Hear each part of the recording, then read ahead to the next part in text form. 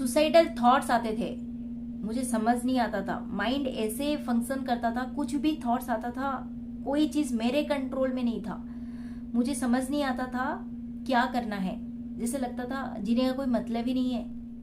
हरे कृष्णा दोस्तों, कैसे हो आप सब? आई होप आप मस्त होंगे, बढ़िया होंगे और बिंदास होंगे। ये वीडियो बस आपके लिए ही है, आपको ही हेल्प करेगा, क्योंकि ये वीडियो में मैं अपना डिप्रेशन एंड सुसाइडल थॉट्स का स्टोरी जर्नी शेयर करूंगी, जिसमें मुझे क्या हुआ था, कैसे अटैक हुआ और उससे मैं कैसे बाहर निकली, टोटल शेयर करूंगी।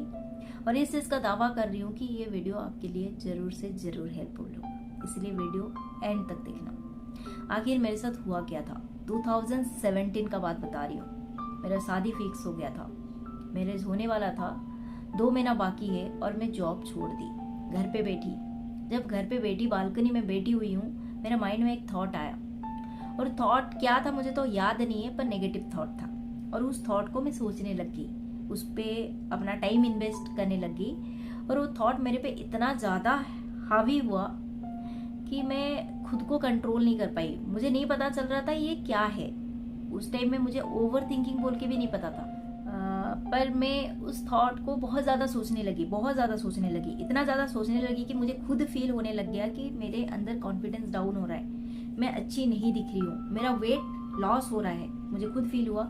सामने वाला जो भी थे घर पे, वो भी बताए कि तुम ऐसे क्या दिख रही है, इतना डाउन क्यों दिख रही है, क्योंकि मेरे अंदर एक थॉट खाए जा रहा था, खाए जा रहा था, खाए जा रहा था। मुझे नहीं समझ में आ रहा था मेरे अंदर हो क्या रहा है, ये थॉट चल क्या रहा है, या ओवर थिंकिंग होता क्या है, मुझे कुछ नहीं पता था।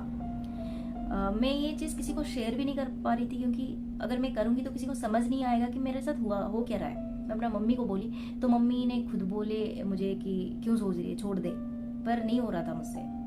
पर मेरा ऐसे हो गया, 5-6 दिन जाने के बाद मुझे खुद फील हुआ कि और नहीं, बस मैं खुद को बहुत हर्ट कर रही हूँ, तो इसलिए मुझे ये और थॉट्स नहीं सोचना है। जैसे तैसे करके वो थॉट को मैं हटाई। फिर मैं 3-4 दिन के अंदर नॉर्मल हो गई, मेरा नॉर्मल लाइफ चला, शादी हो गया।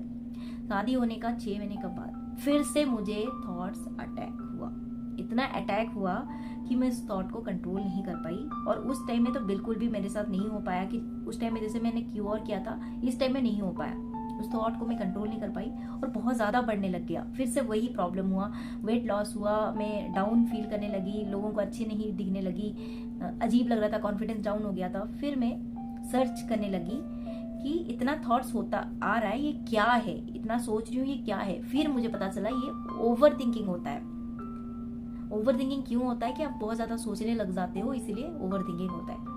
फिर मुझे लगा कि बहुत ज़्यादा क्यों सोचते हैं, क्योंकि नेगेटिव थॉट्स आता है तो आप उसमें उलझने लग जाते हो, इसीलिए सोचते हो। फिर मैं बहुत वीडियो देखने लगी कि क्या होना चाहिए, क्या, इतना सारा वीडियो देखी कि उसमें से मुझे थोड़ा चीज़ पता चला, कुछ ऐसा चीज़ निकल के आया। हर किसी ने वही चीज़ बता रहे थे, हर कोई बता रहा था।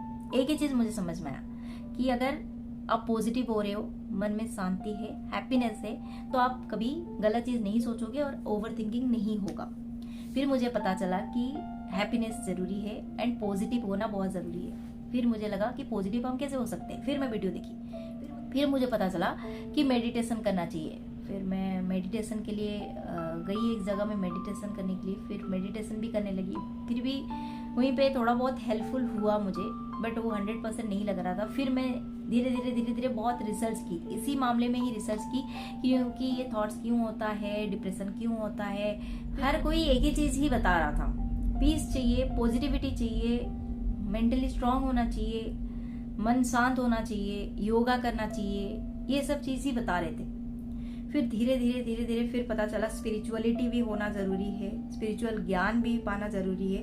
ये तो मैं अपना 5 इयर्स का एक्सपीरियंस बता रही हूँ, बहुत शॉर्टली बता रही हूँ कि मैंने क्या क्या टिप्स मुझे लोगों से मिला, और हर कोई यही चीज़ ही बता रहे थे कि ये जरूरी है, और सच में वो हेल्पफुल था मेरे लिए। मैं वही चीज़ ही अप्लाई करने लगी, वही चीज़ ही फॉलो करने लगी। पीस चाहिए, पॉजिटिविटी चाहिए, शांति चाहिए, हैप्पीनेस चाहिए, कहाँ मिलेगा? इसका एक ही इलाज मुझे मिला, वो है योगा एंड दूसरा है स्पिरिचुअलिटी। योगा से आप फिजिकली एंड मेंटली खुद को फिट कर सकते हो, एंड दूसरा स्पिरिचुअलिटी, आप मेंटली खुद को शांति, पॉजिटिविटी, हैप्पीनेस, हर चीज़ दे सकते हो। तो 2 चीज़ लाइफ में बहुत ज़रूरी मिला मुझे, वो है योगा एंड स्पिरिचुअलिटी। ये मैं टोटल देखो 5 इयर्स का एक्सपीरियंस में 5 मिनट में आपको बता रही हूँ कि मैंने क्या क्या रिसर्च किया खुद को बेहतर बनाने में। ये मेरा धीरे धीरे स्टेप था और अभी मैं यहीं पे पहुंच गई कि योगा एंड स्पिरिचुअलिटी जो अभी मेरा डेली लाइफ में अप्लाई है और जो मैं हर दिन करती हूँ, और उस टाइम का बात देखूँ और अभी का देखूँ बहुत बहुत डिफरेंस है। क्योंकि अभी मन में पीस है, हैप्पीनेस है, परिस्थिति को कैसे हैंडल करना है, सिचुएशंस आया था उसको कैसे हैंडल करना है, सब चीज़ समझ आ चुका है। क्योंकि स्पिरिचुअल ज्ञान जो आपको ये प्रॉब्लम से हटाने में और प्रॉब्लम्स में कैसे उसको नॉलेज से इरेडिकेट करे, वो चीज़ में मुझे हेल्प किया। इसीलिए मैं आपको वही बोलूँगी, अगर आपके लाइफ में भी आप मेंटली डिप्रेस हो, मेंटली आपको बहुत सारे प्रॉब्लम्स है, तो कोई मेडिसिन आपको हेल्प नहीं करेगा ये चीज़ से दूर, मैंने ये चीज़ को ठीक करने के लिए 2 ही चीज़ आपको बहुत हेल्प करेगा आपको बेहतर बनाने के लिए। पहला है योगा, दूसरा है पॉजिटिविटी यानी स्पिरिचुअलिटी, मेडिटेशन, जो भी बोलो आप, ये ही आपको हेल्प करेगा। आई होप ये वीडियो आपके लिए थोड़ा बहुत हेल्पफुल हुआ होगा। Thank you for watching, love you, take care and bye bye. Hare Krishna.